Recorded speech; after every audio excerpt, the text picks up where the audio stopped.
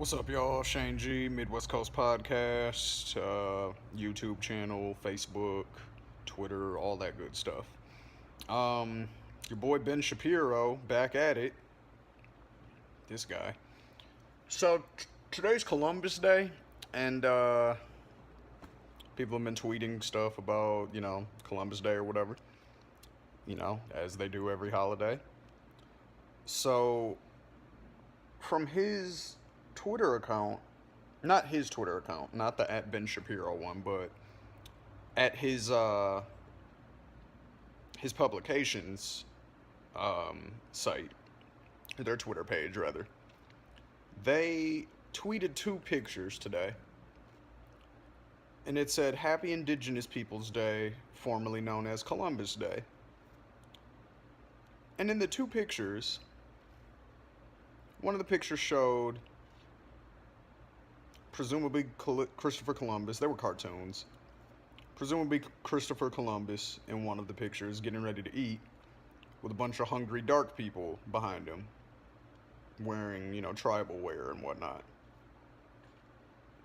It's like, okay. Second picture shows them eating Christopher Columbus.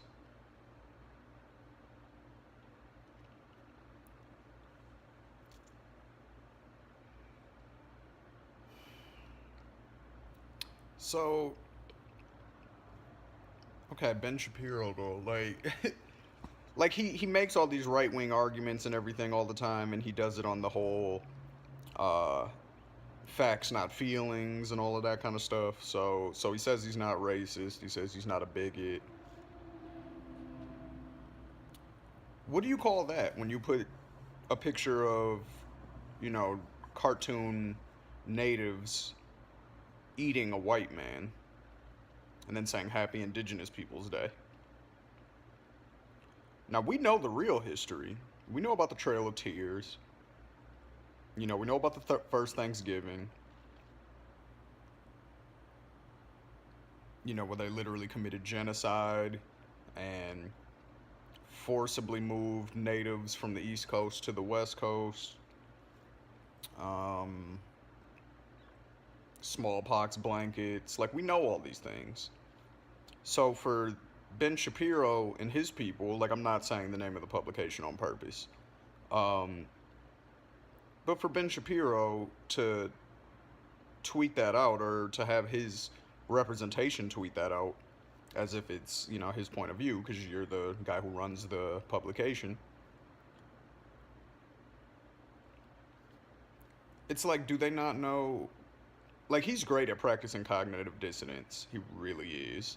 Because he says facts, not feelings, but yet he's religious. So that, but Ben Shapiro is just, he is a racist. He is a bigot.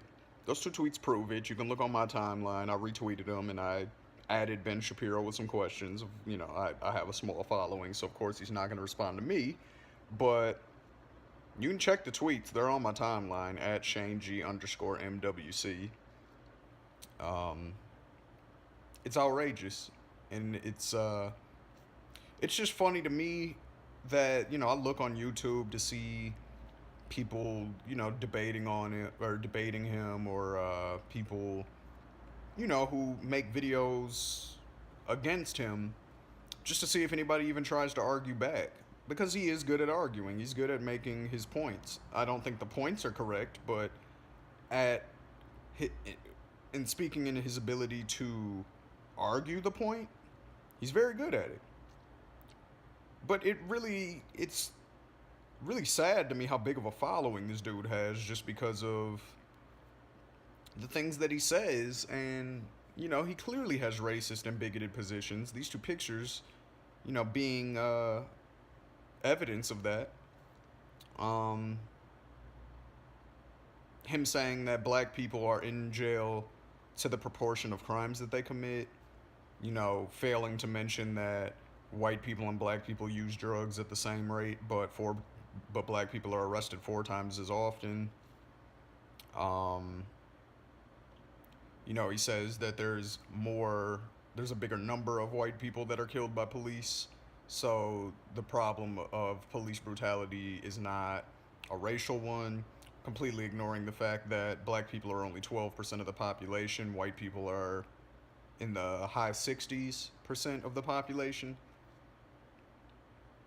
So it's disproportionate, and that's the issue that we're having. It's that you're more likely to be shot.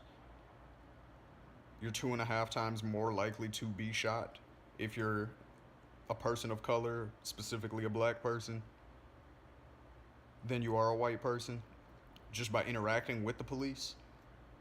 Sure, the number may be higher with white people, but is the percentage high out of police interactions with white people? How many of them are victims of being shot by the police? That's the number that you need to pay attention to. It's not necessarily the mass number, because yes, some police shootings are going to happen as long as cops have guns. So there's going to be people getting shot by the police. The question is it disproportionately affecting black people? And the answer is yes. Again, statistics show you're 2.5 more times more likely to be shot by a police officer if you have an interaction with a police officer, just simply based off of the fact that you're black. And it's based off of numbers. Again, we're 12% of the population. So for the amount of us that are being killed every year based on that 12% of the population versus the amount that are being killed out of the 68% of the population, or whatever it is for white Americans, it's nowhere near close, you know? And I'm one of the people that actually jumps on my Facebook and on my Twitter and stuff whenever an innocent white person is killed by a police officer, and I say the same things that I say whenever an innocent black person is shot and killed by the police. So you can't spin that one on me. Some liberals, sure. Some progressives, maybe. They might ignore that, but I don't. So, Ben Shapiro, facts over feelings. When are you going to start actually paying attention to the numbers and stop trying to spin this narrative as if you're not a racist and you're not a bigot, when your entire narrative basically tells us a different story? That's on you, Ben Shapiro.